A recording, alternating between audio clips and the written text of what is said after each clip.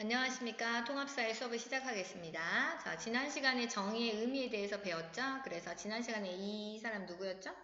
그쵸? 디케입니다. 디케, 정의의 여신. 그래서 지난 시간에 칼과 저울을 들고 있는 이유, 공정한 재판, 그리고 힘, 그것을 실행할 수 있는 힘을 의미한다고 했었고, 여기서 영어 단어 justice가 나왔다고 했습니다. 그래서 우리 사회 정의의 필요성과 정의의 의미에 대해서 배웠었습니다. 그러면 오늘의 내용 들어가기 앞서서 확인해 볼게요. 1번. 땡땡을 보장받으며 인간다운 삶을 누려야 돼요. 그래서 기본권이죠. 그게 정의 필요성의 1번이었죠. 자, 그리고 왜 정의가 필요하냐? 정의롭지 못한 사회에서는 사회 불신을 갖게 되고 당연히 통합을 저해할 수 있게 되죠. 그래서 사회가 무너진다라는 겁니다. 그리고 그것은 부메랑으로 우리 자신에게 돌아오죠. 무너진 사회에서의 삶은 결국에는 대통령만 걱정할 것이 아니라 우리가 바로 그 피해자가 됩니다. 우리 코로나19 사태를 봐도 알 수 있죠. 자, 그러면 오늘은 정의의 실질적 기준을 볼 건데요. 이거는 되게 중요해요. 실질적 기준. 우리가 막연하게 정의란 뭐지? 이게 정의야 라고 하는 게 아니라 어떻게 이것을 기준을 가지고 분배할 것인가, 그 몫을 분배할 것인가에 대한 기준입니다. 도입활동을 먼저 보겠습니다. 우리 음악고등학교 예산으로는 올해 전교생 200명 중 15명에게 전액 장학금을 지급할 수 있습니다. 그런데 이 장학금을 어떤 기준에 따라 지급하는 것이 좋을까요? 제 생각에는 앞으로 성장할 가능성을 보고 재능 있는 학생을 뽑아 장학금을 지원하는 것이 좋을 것 같습니다. 제 생각은 달라요. 당연히 각종 경연대회에서 우수한 성적을 거두어 학교의 위상을 높인 학생에게 장학금을 지급해야 합니다. 장학금은 그 돈이 꼭 필요한 학생에게 돌아가는 것이 옳다고 생각합니다. 재능이 있거나 성적이 우수한 학생이라고 다 장학금이 필요할까요? 차라리 경제적 형편이 어려운 학생을 대상으로 장학금을 주어야 합니다. 영희, 영훈, 재경이 각각 제시한 분배 기준은 무엇인가? 그리고 셋 중 누구의 의견에 동의하며 그 이유는 무엇인가? 네, 자, 3명의 학생들이 지금 장학금 나누는 것에 대해서 기준이 달라요. 그쵸? 먼저 첫 번째 원희였죠. 원희는 뭐였죠? 재능 있는 학생을 주자죠. 그러면 여기서 분배 기준은 뭘까요? 재능이라는 것 자체는. 능력이 되겠죠. 능력. 그래서 책 167페이지에 보면 능력에 따라 분배하는 것은 정의로울까? 라고 질문하고 있습니다. 자, 두 번째 영훈입니다. 자, 영훈은 뭐라고 했죠? 학교의 위상, 그러니까 학교를 널리 알린 친구에게 장학금을 주자랍니다. 라고 주장합니다. 이거는 뭐죠? 기준이? 그쵸? 업적입니다. 업적. 우리 보통 올림픽에 가면, 그쵸? 1등을 했어요. 그러면 금메달을 주잖아요. 그쵸? 업적이죠. 이런 게 바로 업적입니다. 그래서 업적에 따라 분배하는 것은 정의로울까? 라고 묻습니다. 세 번째입니다. 세 번째는 재경입니다. 재경이는 조금 달라요. 둘이랑. 어려운 학생을 주자라고 주장을 합니다.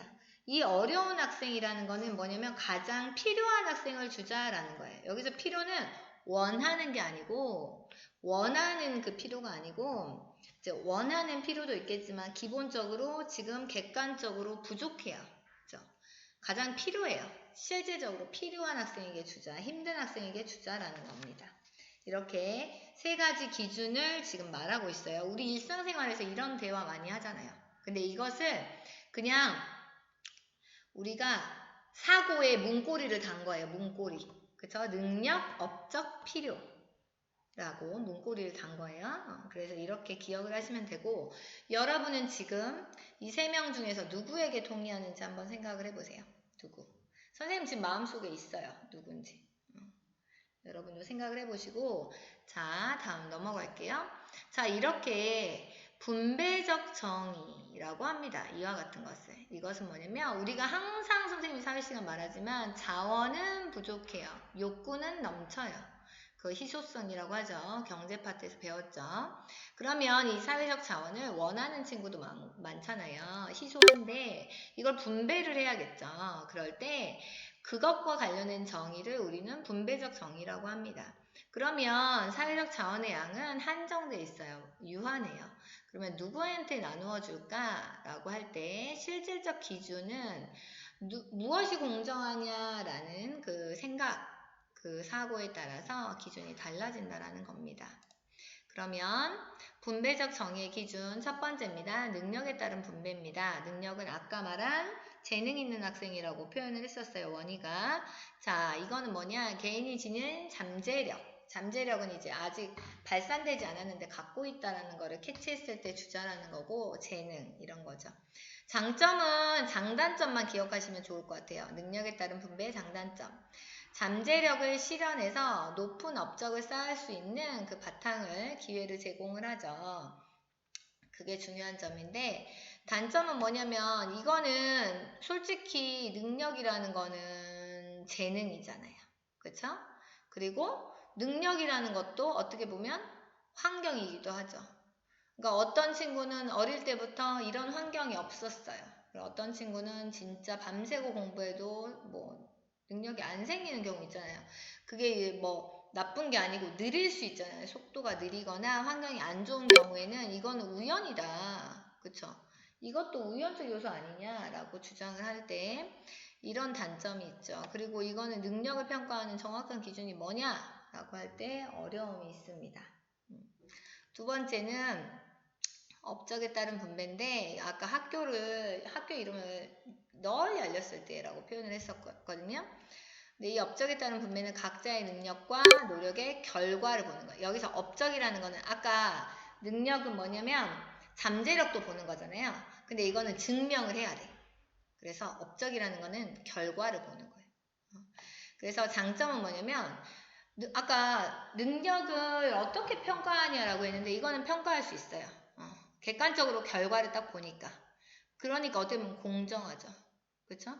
그리고 되게 딱 눈에 보이기 때문에 동기를 줄 수가 있어요. 열심히 해야지 나도 이렇게 1등하기 위해서 열심히 해야지. 올림픽에서 금메달 따려 열심히 해야지. 내가 몇 점이 부족하니까 몇 점 더 올려야지 이런 거. 그런데 단점은 뭐냐면 업적을 쌓기 어려운 사회적 약자. 그러니까 업적이라는 것도 사실은 환경이 돼야 되잖아요. 근데 이거 아예 안 되는 친구들한테는 배려가 없죠. 그리고 1등하기 위해서 온갖 막 심지어는 법을 어겨요. 그러니까 과열 경쟁 때문에 서로 우리 순위 매기기를 하면 서로 이기려고, 그쵸? 뭐 갈등이 생기겠죠. 뭐 컨닝할 수도 있고, 막 짓밟으려고 뭐 안 알려줄 수도 있고, 이렇게 서로 갈등이 커지는 단점이 있습니다. 마지막 세 번째는 필요입니다. 필요는 뭐냐면 필요라는 게 약자를 생각한다는 거예요. 그래서 자원을 우선 분배를 해서 진짜 약자들을 끌어올리는 거죠. 그래서 최대한 많은 사람이 인간다운 삶을 살 수 있도록 도와준다는 게 장점인데, 단점은 뭐냐면 우리 보면 쌤이 예전에 말했는데 뭐 하와이 이런 데 가면 진짜 너무 당연히 막 이렇게 돈을 요구하는 사람도 있어요. 뭐냐면 그 노력을 하지 않고 그냥 다 주게 되면 동기가 부족해질 수 있죠. 노력을 통해서 자기가 업적을 쌓으려는 동기가 부족해지고 그냥 나무 밑에서 입 벌리고 있는 그런 식의 사람들을 우리가 그냥 봐야 된다라는 거. 그쵸? 너무 많이 이제 뭐 바라는 사람들에게 다 줘야 된다라는 단점이 있을 수도 있고, 그리고 어디까지 충족을 하냐, 그 필요를 계속 충족해 쓸 수는 없잖아요. 자원이 한정돼 있으니까. 그런 경우가 있다라는 단점이 있습니다. 그래서 오늘 주제는 이제 이 세 개입니다. 분배 기준의 3개. 첫 번째 능력, 두 번째 업적, 그리고 세 번째는 필요였죠. 필요. 그래서 필요. 여기 지금 3개. 그래서 이 3개가 다 필요하다라는 겁니다.